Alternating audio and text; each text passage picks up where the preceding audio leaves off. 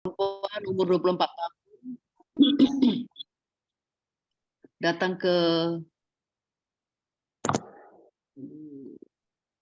ke PMB dengan keluhan keputihan banyak dan gatal. Hasil anamnesisnya nyeri saat berhubungan dan saat BAK. Tidak ada riwayat penyakit infeksi di sekitar alat genitalia. Hasil pemeriksaan KU-nya baik. Tekanan darahnya 100/70 mm Hg, nadi 88 kali per menit, pernapasan 20 kali per menit, suhu 36 derajat Celcius. Konjungtiva merah muda, tampak di pulva tampak kemerahan. Palpasi pada vagina teraba pembekakan pada kelenjar Bartholin.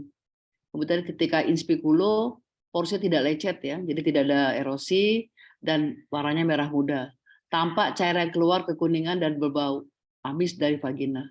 Apakah tindakan yang tepat pada kasus tersebut?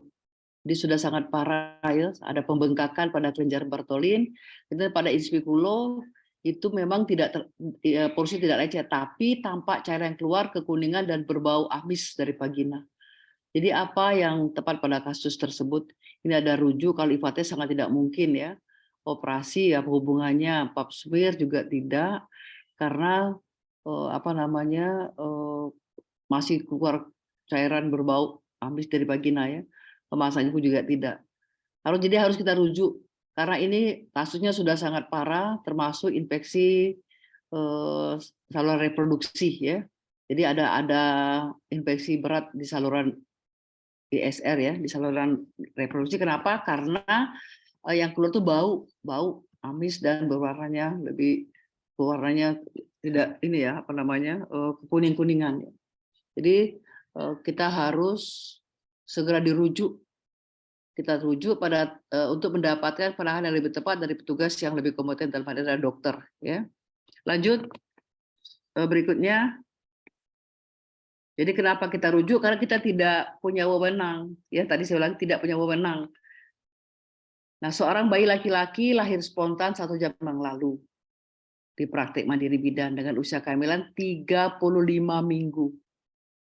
Jadi 35 minggu hasil pemeriksaan, frekuensi jantungnya 120 kali per menit, pernapasan 50 kali per menit, suhunya 36 derajat Celcius, berat badannya 2.300 gram. Jadi clue soalnya tuh 35 minggu dan 2.300 gram. Karena yang lain normal, jantungnya normal, pernapasannya normal, ya, panjang badan 47, lingkar kepala 34, lingkar dada 32. Kepala dada itu berbeda 2 cm ya. Menangis kuat, Apgar skornya baik 8 pada menit pertama, 5 menit kemudian sudah 9. Dan tidak ditemukan adanya kelainan. Jadi semua normal, Apgar skornya bagus ya. Apakah kategori bayi tersebut apabila dilihat dari usia kehamilan? Saya ulangin. Pertanyaannya, apakah kategori bayi tersebut apabila dilihat dari usia kehamilan? Jadi kehamilannya 35 minggu. Kalau 35 minggu berarti dia preterm ya. Preterm ya. Jadi kalau aterm itu 37 sampai 40 minggu, preterm adalah di bawah 37 minggu. Di sini 35 minggu. Jelas sekali, mudah ini ya. 30 minggu. Posterem nggak mungkin, lewat bulan nggak mungkin, cukup bulan juga tidak mungkin. Lanjut, kita lihat keterangannya.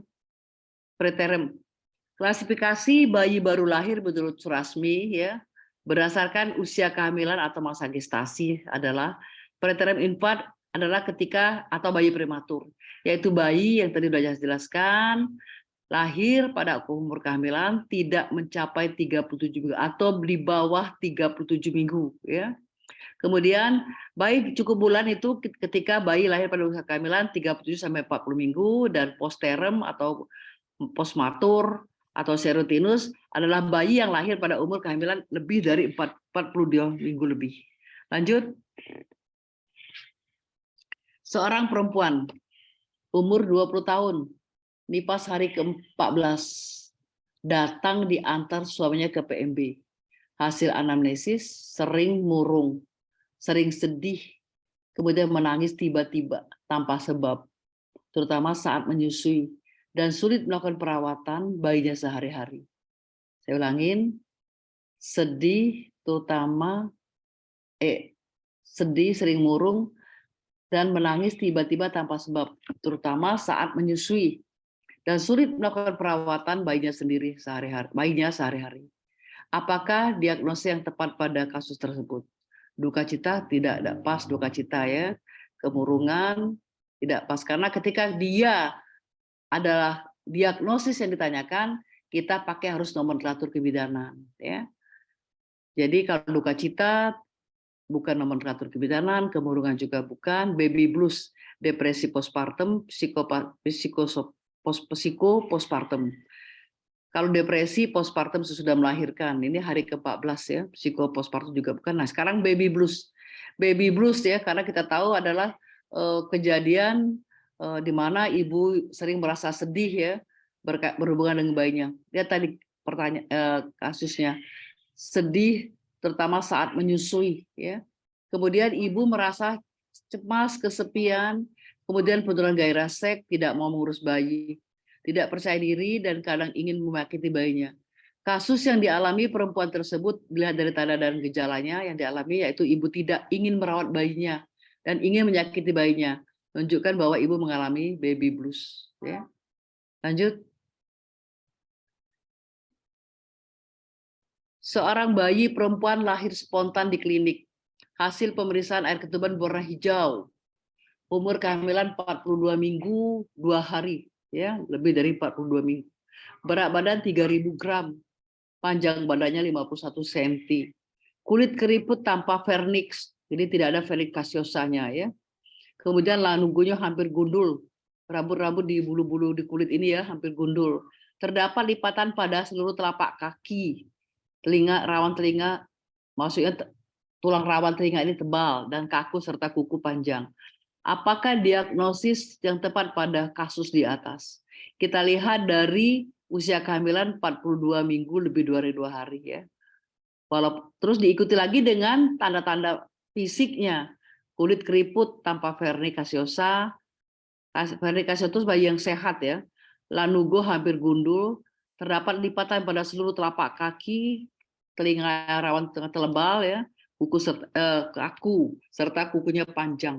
Jadi matur itu cukup matur cukup bulan ya. Imatur itu kurang bulan, prematur kurang di bawah. Di bawah postmatur. Postmatur ya. Jadi postmatur atau seritinus. Matur ada kondisi bayi beritahu tadi. Imatur ada kondisi bayi tubuh sempurna. Prematur ada kondisi bayi yang lahir dengan masa gestasi kurang dari 7 minggu. Prematur ada kondisi bayi dengan berat badan kurang dari berat badannya untuk masa kehamilan bukan untuk masa gestasinya. Artinya tidak sesuai dengan usia kehamilannya ya. Dismatur itu. Jadi dia cukup bulan tapi kadang-kadang beratnya 2300. Nah, itu ya. Postmatur adalah suatu kondisi bayi lahir dengan masalah gestasi. Jadi jawabannya adalah postmatur ya. Apalagi tadi ketubannya sudah hijau. Lanjut. Nah, next ya. Seorang bayi laki-laki baru 2 jam lalu dirawat roaming in ya. Jadi tanpa penutup kepala, terbaring di dalam tempat tidur bayi dengan jarak tempat tidur dan dinding sekitar 60 cm. Kondisi suhu ruang 20 derajat Celcius. Riwayat kelahiran normal, menangis kuat, IMD-nya berhasil. Hasil anamnesis dengan ibunya, ibu tidak tahan panas, biasa tidur dalam ruang ber-AC dengan suhu 20 derajat Celcius. Hasil pemeriksaan suhu bayinya 36 derajat Celcius.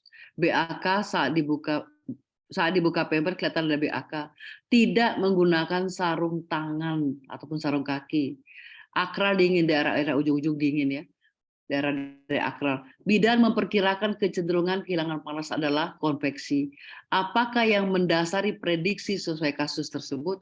Popok basah, tidak memakai topi, temperatur ruangan dingin, ekstremitas tidak dibungkus, kepala dekat dengan dinding. Di sini konveksi, ya. Jadi konveksi itu adalah kehilangan panas yang diakibatkan oleh adanya benda, coba adanya kalau tidak salah adanya benda-benda yang ya dingin ya. Jadi terpapar udara yang dingin.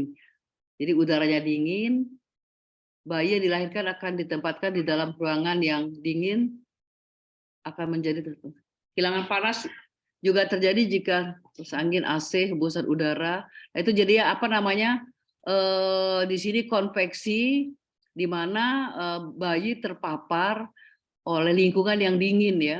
Jadi ruangan yang ber-AC, kemudian juga ada aliran udara dari kipas angin.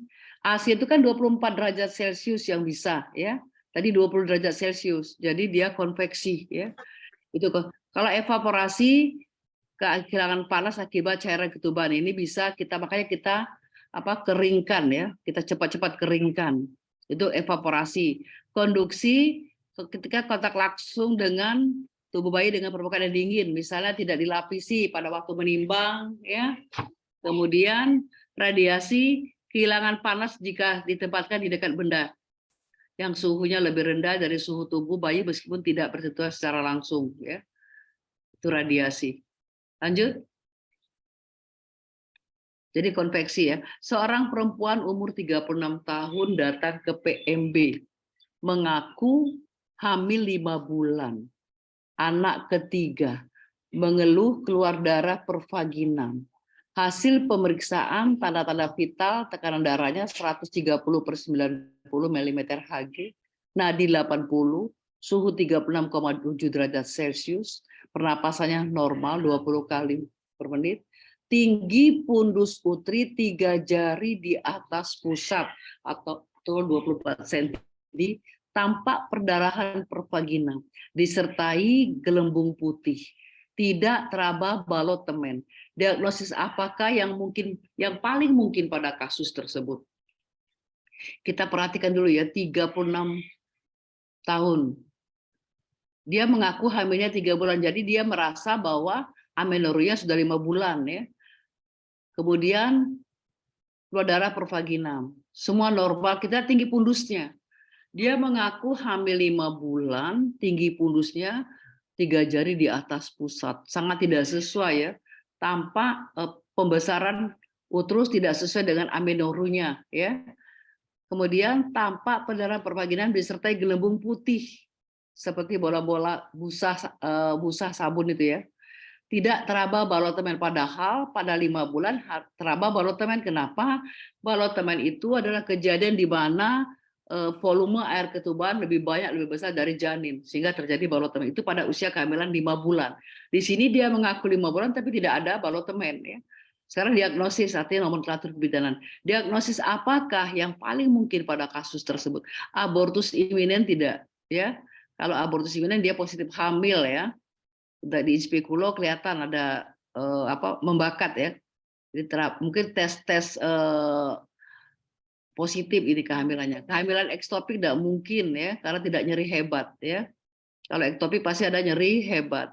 Miss abortion tidak mungkin. Mola hidatidosa itu sangat-sangat memungkinkan ya. Mola hidatidosa. Tanda pastinya itu ada gelembung putih yang perdarahan, kemudian tidak teraba balot temen, dan tinggi pundus putri 3 jari di atas pusat, sama dengan hamil 7 bulan. Jadi yang tepat adalah mola hidatidosa. Abortus isipin tidak mungkin. Coba kita lihat apa itu mola hidatidosa. Mola hidatidosa adalah salah satu kelainan pada proses kehamilan, di mana terbentuk massa atau jaringan yang terus tumbuh di dalam rahim pada awal kehamilan. Massa tersebut berbentuk bulat-bulat dan berisi cairan, persis menyerupai buah anggur. Nah, ini adalah karena Filio Horealis itu tubuhnya tidak sempurna. Ya, kalau di OSG ada badai salju. Kalau di OSG, ini memang mola hidatidosa ini terjadi pada tadi usia yang lanjut ya. Kemudian pada gizi ya, jadi usia lanjut, kemudian status gizi biasanya ya. Ini jarang terjadi karena mola ini ada 2 macam. Bunda juga udah berapa kali nolong mola itu ya, lahirnya sebaskom seperti anggur, benar-benar seperti anggur. Ini kalau terjadi anemia berat, sangat berat aneminya. Karena ini bisa ke ganas. Memang dulu kalau kita ada mola dia harus herkuret. Tetapi ada beberapa pendapat bahwa tidak perlu herkuret kalau diyakini tidak ada indikasi untuk herkuret karena bisa menjadi horiusea. Kita paling takut ketika horiusea. Jadi mola hidatidosa ini ada yang ada janinnya, ada yang tidak ada janinnya. Dulu kalau saya dulu nolong ada matanya saja. Dalam baskom itu ada gelembung-gelembung seperti anggur dan ada masanya. Dan zaman dulu kan belum begitu canggih, itu tanda bahwa dia sudah sembuh dari diprediksi mola hidatidosa adalah ketika dia sudah diikuti dengan kehamilan. Nah, itu berarti sembuh. Karena cenderung ke ganas ini ya, mola hidatidosa. Tapi kita harus tahu tidak ada balotemen, pundusnya lebih tinggi dari usia kehamilan. Kalau gemeli memang pundusnya lebih tinggi dari usia kehamilan, tapi teraba bagian-bagian janin. Ini benar-benar tidak teraba. Jadi tidak ada bagian janin. Dia kalau di USG dia ada badai salju istilahnya ya. Nah, soal berikutnya. Seorang perempuan usia 25 tahun datang ke PMB mengaku hamil cukup bulan, hasil pemeriksaan tanda-tanda vital 120 kali per tensi, tekanan darah 120/80 mm/Hg, nadi 80 kali per menit, suhu 36,7 derajat Celcius, pernapasan 20 kali per menit, tinggi pundus 3 jari di bawah PX 35 cm, DJJ 140. Pada palpasi teraba besar di atas, di pundus teraba bagian besar tidak melenting. Punggungnya sebelah kiri, bagian terbawah keras bulat, tidak bisa digerakkan, sudah masuk PAP 45.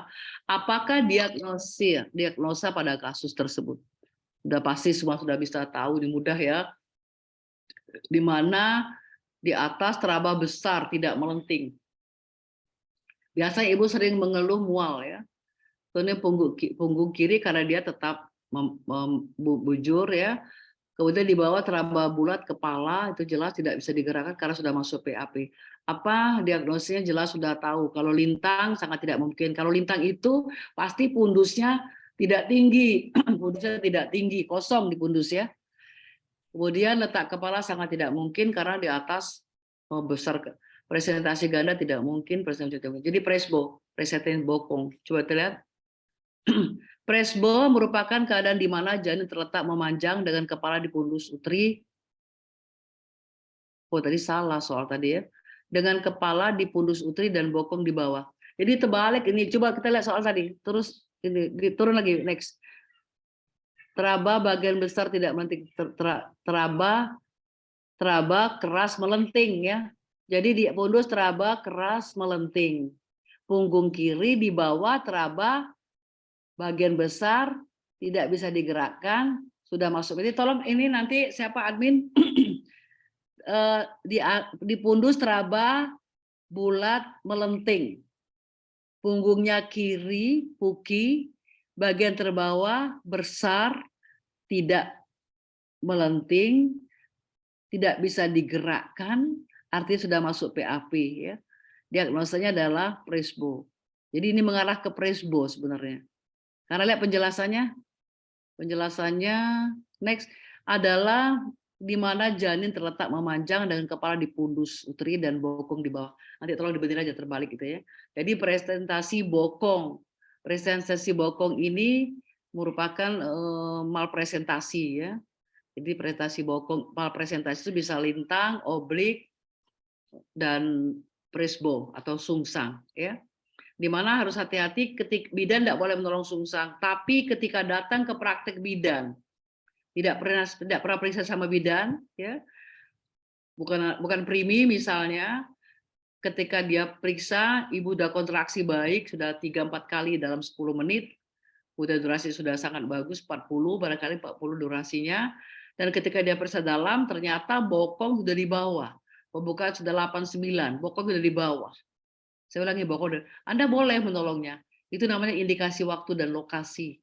Anda mau ke rumah sakit jauh misalnya, sampai sejauh 2 jam. Kecuali kalau di samping berapa menit Anda bisa menjaga ke rumah sakit, boleh.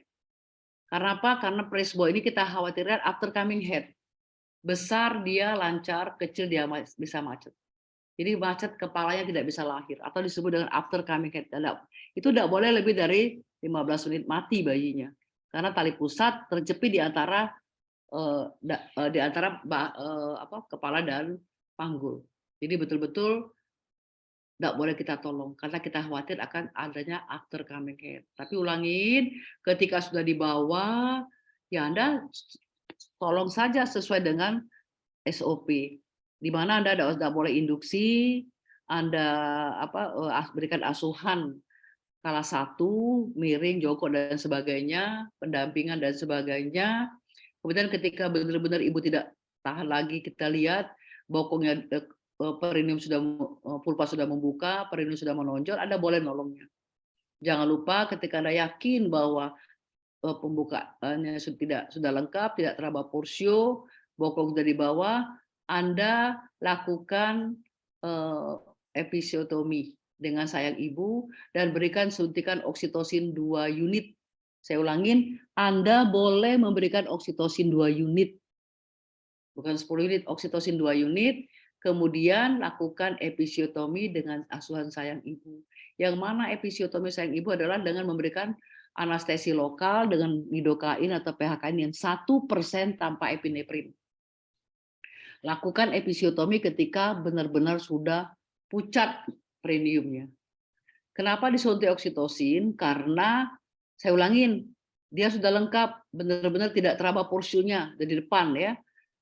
Kenapa diberikan oksitosin? Karena pada proses persalinan presbo ini ada 3 fase, lambat, cepat, dan lambat. Yang pertama dia lambat dulu, makanya kita memerlukan bantuan episiotomi dan suntikan oksitosin 2 unit. Ketika bokongnya lahir, Anda jangan lupa melonggarkan tali pusat, harus wajib dilonggarkan. Dia akan cepat nanti lahirnya, kan jadi lambat, cepat, lambat. Cepat yang berikutnya ini sampai ke os klavikula, cepat sekali lahirnya di sini. Nah, baru kita mau melahirkan cara apa? Muller, klasik, Lofset, atau Bra. Ya, Bra itu cuma bisa diomongkan saja, sulit Bra itu. Bra itu ketika bayinya kecil, di mana kita cengkram bokong dan punggung bayi itu seperti ini, kemudian kita lakukan pada waktu kontrasi, kita tarik bayi ke bawah, lakukan lordosis ketika klavikula ini sudah berada di bawah simpisis, kita kebawahkan, oksipitnya sudah di bawah simpisis juga, lakukan lordosis ya.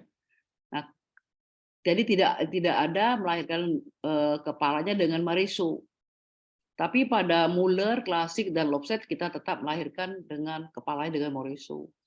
Jadi beda klasik dan Muller itu adalah ketika kita melahirkan bahunya. Bahu mana dulu yang ingin kita lahirkan? Ketika bahu depan itu klasik, ketika bahu belakang itu Muller. Tolong dikoreksi kalau saya salah ya. Jadi kita tarik ke bawah ke sebelah kanan, tarik ke bawah ke kanan ibu, pegang pakai tangan kiri, kita lahirkan bahunya, ekstraksi. Kemudian kita ke atas, lahirkan bahu bawahnya. Kalau dia kalau satunya lagi bawah dulu, baru atas, baru kita lahirkan kepalanya dengan mariso, di mana posisi bayi seperti menunggang kuda. Jari tengah kita masukkan ke mulut bayi, ini di oks maksila. Yang jari tangan kita di sebelah kiri itu di belakang kepala, ini di mandibula. Kemudian kita lakukan. Aida.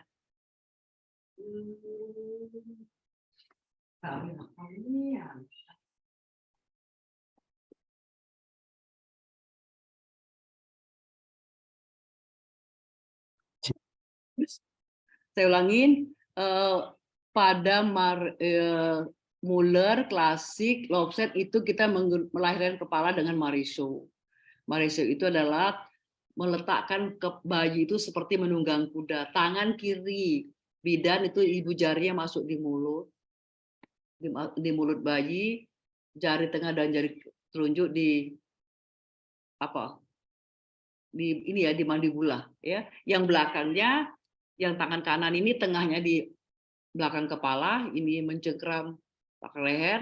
Asisten kita menahan klister, bukan mendorong, hanya menahan. Kita lahirkan secara lordosis ya, lahirkan lordosis kepala. Begitu juga kalau Lofset. Lofset itu ketika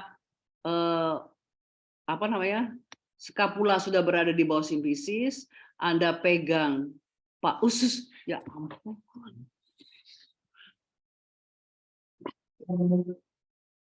Pegang bayinya, kemudian Anda putar 180 derajat. Putar ke arah kanan misalnya, terus 180 derajat. Tangan kiri Anda cari bahu belakang, lahirkan ekstraksi. Putar lagi 180 derajat, Anda tangan kanan melahirkan bahu atas. Baru kita lahirkan kepala dengan barishu. Ya. Jadi sebenarnya asal sabar tidak apa-apa sungsang itu. Yang kita khawatir hanya after coming head, di mana kepala macet tidak bisa dilahirkan. Nah di sini terjadi kematian. Ya. Makanya kita lakukan episiotomi dan pemberian oksitosin 2 unit. Ya. Kemudian berikutnya, seorang perempuan usia 25 tahun datang ke PMB mengaku sudah sakit perut menjalar ke pinggang sejak 6 jam yang lalu. Mengaku hamil anak kedua, hasil pemeriksaan tanda-tanda vital 120 kali 80 tekanan darahnya, nadi normal 80, suhu normal 36,7 derajat. Pernapasan 20 kali per DJJ 100. Tinggi pundus normal, periksa dalam porsio tipis, pembuka 8 cm. Ketubannya negatif, terbawa kepala. Penunjuknya atau denominatornya ubun-ubun kiri depan. Ubun-ubun besar kiri. Ubun besar kiri depan. Penurunan VO3. Apakah diagnosa pada kasus tersebut? 1. Kala 1 fase aktif dengan preskep. Benar preskep, ini benar preskep, tapi lebih spesifik karena yang diharapkan ini adalah ubun-ubun kecil. Ternyata di sini ubun-ubun besar ya kiri depan. Jadi tidak mungkin yang A. B. Kala 1 fase aktif dengan letak puncak kepala. Letak puncak kepala. Letak puncak kepala ini memang denominator adalah ubun-ubun besar. Ya. Fase aktif dengan letak muka tidak mungkin. Letak muka itu pasti bisa penunjuknya mulut, hidung. Ya. Fase aktif dengan letak belakang kepala sangat tidak mungkin. Ini yang paling normal. Penunjuknya adalah ubun-ubun kecil. Jadi untuk bidan yang D ini normal. Fase aktif normal. Ya. Jadi jawabannya fase aktif dengan letak puncak kepala. Presentasi puncak kepala atau disebut juga presentasi sinsiput ini ya depan, oksiput di belakang. Apabila derajat defleksinya ringan sehingga ubun-ubun besar menjadi bagian terendah. Maksudnya dia fleksi, tapi waktu dia defleksi tidak maksimal, ya tidak maksimal sehingga yang terdapat adalah ubun-ubun besar. Ini sebenarnya kalau sabar bisa lahir normal, ya kalau sabar bisa lahir normal. Tapi yang untuk bidan adalah ketika dia letak belakang kepala, LBK itu yang paling normal. Karena dia fleksinya normal, pada waktu dia fleksinya juga dia normal. Ya, lanjut. Seorang perempuan usia 25 tahun datang ke PMB mengaku sudah sakit perut menjalar ke pinggang sejak 6 jam lalu. Mengaku anak kedua. Hasil pemeriksaan tanda-tanda vital 120 tekanan darah 120 per 80 mm Hg, nadi 80, suhu 30,7, pernapasan 20 kali per menit, DJJ 134 kali per menit, tinggi pundus normal, periksa dalam porsio tipis, pembukaan 8 cm, ketuban negatif terbawah, sakrum. Terbawah itu bokong ya, penunjuknya sakrum gitu maksudnya. Penurunan VO3. Apakah diagnosis pada kasus tersebut? Jadi yang di sini sakrumnya sebagai penunjuk ya. Denominatornya sakrum. Jadi kalau sakrum terbawahnya adalah bokong. Kala 1 fase aktif dengan presbo. Kala 1 aktif dengan puncak tidak benar, kala 1 puncak benar. Jadi yang benar adalah kala 1 fase aktif dengan presbo karena terbawahnya sakrum. Ya. Panggul janin merupakan kutub bawah dengan penunjuk sakrum. Ya, penunjuknya, jadi bukan terbawahnya. Oke, sudah jelas itu ya. Lanjut. Seorang perempuan usia 25 tahun datang ke PMB mengaku sudah sakit perut menjalar ke pinggang sejak 6 jam yang lalu. Mengaku anak pertama. Hasil pemeriksaan tanda-tanda vitalnya, tekanan darah normal 120 kali per 80 mm Hg, nadi 80 kali per menit, suhu 36,7 derajat Celcius, pernapasan 20 kali per menit, DJJ 130 kali, tinggi pundus normal, periksa dalam porsio tipis, pembukaan 4 cm. Porsio tipis, pembukaan 4 cm, ketuban positif, terbawa bokong, penunjuk sakrum kiri, depan. Penurunan HOT 1-2. Nah ini tindakan, bukan nomenklatur kebidanan ya. Apakah tindakan bidan pada kasus tersebut? Dia fase aktif ya. Observasi kemajuan persalinan menggunakan partograf. Observasi menggunakan, memang kalau partograf digunakan pada persalinan yang normal dan yang tidak normal ya. Tapi kita lihat dulu tindakan ini, tindakan ya. Kemudian mempersiapkan program persalinan, mungkin bimbing ibu untuk mobile, tak usah lagi lah ya. Kolaborasi dengan dokter di PMB, sudah buat ini ya, kita ini yang jelas adalah rujuk. Coba lihat tuh jawabannya, rujuk nggak atau kolaborasi? Rujuk. Nah, rujuk jika sudah masuk dalam persalinan pada primi ya, karena primi tadi saya ulang Pak, pada primi harus ditolong oleh ahlinya di rumah sakit. Jadi ketika presbo pada primi parah harus ditolong oleh ahli di rumah sakit pada persalinan dengan letak sulung. Jadi jangan coba-coba primi presbo, sudahlah ya, banyak kekhawatiran akan terjadi yang akan kita hadapi. Tapi tadi saya ulangin, ketika dia bokongnya udah di bawah, anak kedua, ketiga, ya, jadi bokongnya betul-betul sudah di bawah, pembukaan sudah besar 8 cm, tidak usah dirujuk, tidak apa-apa. Catat dia datang, catat Anda Anda periksa dalam pembukaan 8 cm. Buat inform consent. Rumah sakit jauh. Nah, itu kalau kita rujuk dia, kalau kita tolak dia akan lari ke dukun. Nah, jadi itu hati-hati, bukan kolaborasi, belum tentu ada dokter spesialis di dekat kita praktek. Jadi yang tepat adalah rujuk. Oke, itu saja barangkali soal-soal yang kita bahas pada hari ini. Ada pertanyaan karena kelihatannya sudah sangat jelas ya. Cuma nanti saya akan tambahkan, saya akan tik ulang masalah yang tadi, masalah mola hidati dosa. Ya, akan saya tambahkan nanti di malam ini, akan saya tambahkan di grup tentang mola hidati dosa dan masalah presbo. Saya tik saja nanti, saya tik malam ini. Ada pertanyaan ya? Ini sudah kita juga jadi mulainya terlambat 7:30.